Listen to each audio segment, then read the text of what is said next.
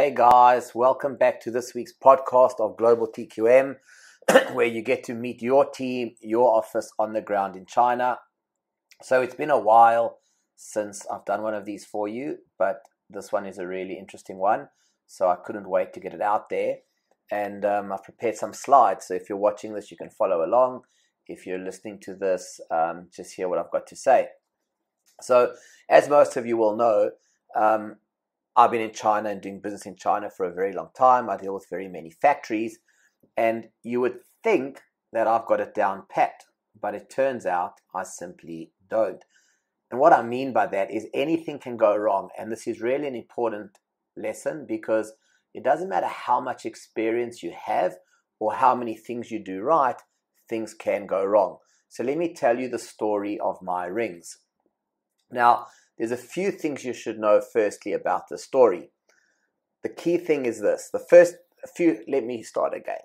There are some things you should know about this factory I was dealing with. Firstly, I knew he was a middleman. I 100% knew he was a middleman, and I made the choice and decision that was absolutely fine. I had no problem with it. Why? Because I had visited the factory in person, I met the factory staff, and most importantly, I'd actually done business with this guy before. So I kind of felt with all those things, why change a winning formula? We had been okay in the past. Everything's fairly transparent. I'm at the factory. I can see what they can do. So I didn't really have any alarm bells or cause to worry. And there was a track record. And of course, don't forget, I've got a full team of staff in China. So I felt if things go wrong, it's pretty easy to deal with. So having said all of that, what could go wrong? So let me tell you what actually happened.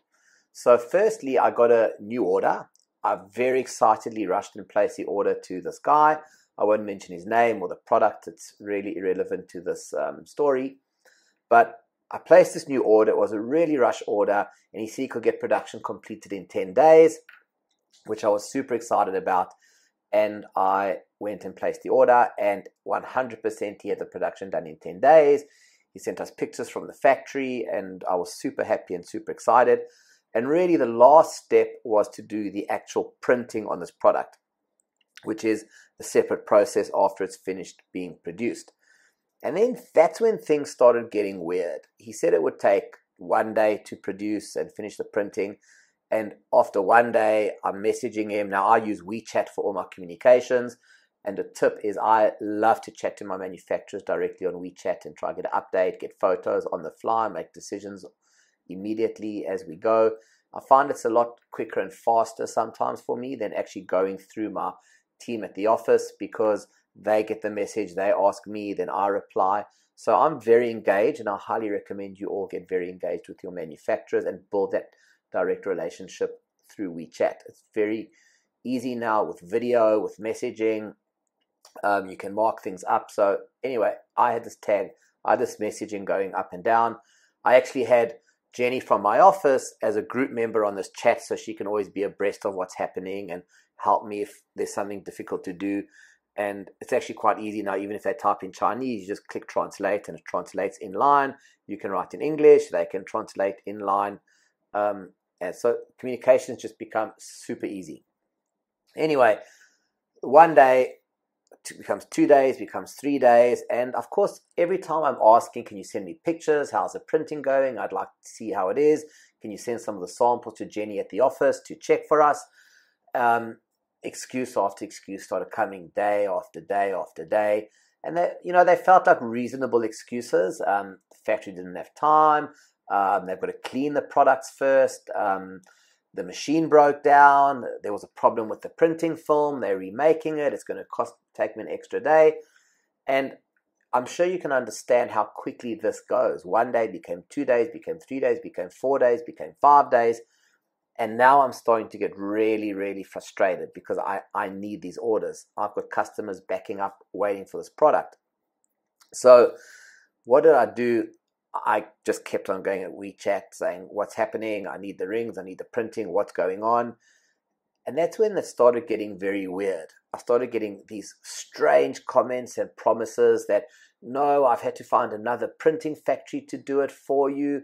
So I've moved the rings to another factory and they're going to do it because the old factory, the boss wouldn't do it anymore. And I mean, just all kinds of excuses I didn't want to get into. And I kind of, because of our previous working relationship, I gave him the benefit of the doubt. I thought, okay, look, he's always done good by me. Let's just play this through, go to the other factories. It takes time. And as you can imagine, that became another 5 days and just endless up and down. Then eventually I started saying, look, I can't communicate with this guy anymore. He's just driving me mad. And I started getting my office, Jenny specifically, to start talking to him and communicating with him daily by phone, and the same promises, the same things by phone. But she started noticing something was really, really weird about what was going on. So after a few more promises, he said, no, don't worry. I'm going to be sending you the pictures in 2 days' time. I'm personally going to the factory and I'll be supervising the printing. Of course, now we've believed him again and again. So eventually, I think we were probably just nearly 3 weeks into this up and down, with messing around, wasting time, which really is a lot on me because I just felt each time the excuses seemed reasonable, the change of factory can happen. And there was a track record, right? Remember, there's a track record. There isn't a new supplier. So I just went with the flow. And then eventually, something weird started happening. He stopped replying to our messages. And I would send a message, he wouldn't reply. I send a message, he wouldn't reply. Jenny would send him messages, he wouldn't reply. She would call him, he wouldn't answer the phone. And we started getting really, really nervous because we couldn't contact him at all. So we were starting to panic. So after sending, I mean, I wish I could show you some of the desperate messages I sent to him. It was like, hey, just let me know if I'm getting my rings or not. If I'm not, it got to a point where I said, if I'm not getting my rings, I don't care anymore. I just want to know I'm not getting them, because then at least I know what to do. That's how desperate they started getting, and still no replies. So eventually, Jenny did a bit of research and background checking on him because we know who he is, and we traced his personal details and residence, and we actually very sneakily sent a message to his wife, because Jenny said, you know, often in Chinese culture, the wife doesn't want to lose face. So she messaged him and said, actually, out of concern, we're really worried about this guy. He's not responding to us, and we hope he's okay. You know, just let us know he's okay. And within 5 minutes, she got her first reply after days of no reply from him saying, I'm okay, everything's fine. I will get you all your money back. And she goes, what do you mean you get your money back? Saying, I can't do this anymore. I'll get your money back. So I thought that was pretty weird. I said to Jenny, well, tell him to please reply to me. She replied to me, I'll get you your money back. I said, what does that mean? You can't deliver the goods? Is it a problem? And he just kept replying, I'll get your money back. It'll take me a month, but I'll get you all your money back, etc., etc., etc. So now I thought, wow, this is just too much. You know, he's not even giving me Oh, I apologize. What he actually said was there's an environmental problem at the factory. I apologize. I forgot this part. He said there's an environmental problem at the factory, and the factory's been shut down by the China government for environmental investigation, and that's why they can't print these products for me. And he then said that he'll get the money back, but they can't release the goods, and they can't get access to the factory. So I then went to our local lawyer in China and got some advice about this, and he said, no, he said, definitely not likely that that's happened, and before we take any action, what I want to know if you could take action to get the goods released. So Jenny, so he suggested that we maybe just take a trip to the factory first and visit them. And that's when I realized how crazy I am, that I've got 50 plus staff on the ground in China, and I never sent someone to the factory. And that's like a perfect example of sometimes you forget the basic simple steps is all it takes to resolve a problem. Anyway, I said, Jenny, please get out there to the factory tomorrow. Take Sam, our QC manager, and Let's see what's going on. Jenny calls me the next afternoon, very happy and chirpy, saying, David, I'm at the factory. It's open. It's operational. And by the way, your rings are here. I'm like, what are you talking about, Jenny? So what happened, when she got to the factory, she met some colleagues. They said, oh, we'll find our boss for you. The boss came out and met her, and they had a whole conversation. And it turns out that this guy owed the factory money and had actually the boss had introduced this middleman that I was dealing with to a couple of his friends who are also manufacturers, and he owed them money and let them down, and he had just dug this deep hole for himself. However, he had been paid the money I paid for my products, and he did have the stock there. So after Jenny spoke to him, he said he's absolutely more than happy to print them and release them as long as he knows that we're going to be the ones paying the balance directly to him, which of course we simply did. And the whole problem was solved within 1 day after 3 weeks of being messed around. Now, had I sent him her there earlier, we probably could have short-circuited this whole thing. And it just amazes me that even I got to that point where I smelt something was off, but I still trusted and waited and hung on. And that can happen to anybody. But I did learn a lot through that, right? I've actually skipped a slide here, guys. I'll talk about how I finally solved it. I'll just run through these points for you because I think you've heard it. We visited the factory, we learned the truth, we solved the problem in 2 days. But most importantly, and I really want to cover this here, is we gave great customer service. Throughout this whole process, when I realized this was not going to be happening, I emailed my hundreds of customers and I turned the whole thing around by saying to them, look, we're really sorry. We were 100% honest. We explained the problems with production. We explained how our manufacturer had let us down. And we explained what we're doing to correct it and solve it. And we asked if they would mind waiting for up to 6 to 8 weeks for delivery.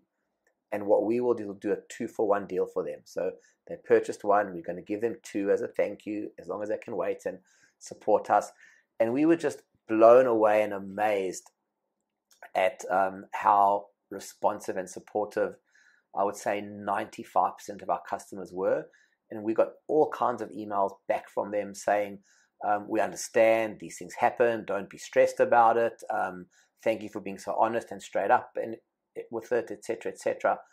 And it was just really humbling to feel and see, like, when you're honest and authentic and true about what's happening, you can get the support of your customers and you can get through these roadblocks and these obstacles. And when I look back at it, I mean, it really cost me 8 weeks, unhappy customers, and just so much doubt and stress, and that all could have been avoided. So really, how I would summarize what my takeaways are on this, and I want to share this with you, is if I just spent the $400 or $500 on a factory visit, that would have been the quickest, easiest solution in a couple of days. The other thing I learned is the past doesn't guarantee the future. We can't assume just because we've had a good experience with the factory that everything in the future is going to go right and that we should give too much latitude, right? If something smells off or feels off, we need to really get hyper active and hyper proactive and engaged. That's what we have to do to solve these problems. And we need to really go where the action is. I just can't emphasize that enough. You have to be where the action is and have people on the ground there dealing with that. And if you can't go, yes, get somebody like us to go for you. Of course, it didn't cost me $400 to $500 for a factory visit, but it did cost me the time of my staff, my people, the travel, etc. And when I look at all of that, I go, $400 to $500 would have been a drop in the ocean for me to solve that problem 3 weeks earlier. And looking back in hindsight, I've kind of said to myself, if this happens again and I've got odd delays for more than a couple of days and I don't feel comfortable with it, I'm just going to automatically say, right, we do a factory visit, we check what's happening on the ground, we make sure the right people are involved and everything's happening. And that's just going to become our protocol now. So I hope this is helpful. And I think the key thing I want you guys to know is things happen. Sourcing from China is a journey. It's a process. There's no miracle formula out there. I think it's just like anything you do in business, that you have to work patiently and slowly with people. You've got to build relationships, and you've got to overcome problems. There's no miracle formula. It's about taking your time and doing things right. Hope you found that useful, guys. If you need us, feel free to get to globaltqm.com, and there's a button there to schedule a call. We're happy to help you and talk to you about your ideas, problems, come up with solutions. Those calls are completely free. We give great advice over them. The advice is 100% free. We love to meet clients, customers, and help them, make their dreams a reality or brings their products to life. And we only charge you if you want to use our services, if you need our help on the ground in China, and if you don't, the advice is 100% free. And I can tell you firsthand, I take a lot of those calls. Joyce takes a lot of those calls, and usually if we can solve the problem with just advice, we always recommend you do that first and then come to us if you need further help. Anyway, take care, and I'm going to try to get one of these podcasts out at least once a week or once every 2 weeks with updated stories, updated advice, to keep you guys fresh and learning. If you've got any ideas or suggestions, feel free to leave us comments, leave messages, email us at support@globaltqm.com and just say, hey, great idea for a podcast. Here's what I want to know. Here's what I want to learn. And I'm sure we can get that covered for you. Meanwhile, take care and see you soon. Thank you for listening to the GlobalTQM.com podcast. So you don't miss a single episode, remember to subscribe to our show on iTunes. We'd also be very grateful if you'd leave us an honest rating and review. And don't forget to download your free gift, our ebook on China sourcing for startups at GlobalTQM.com/gift.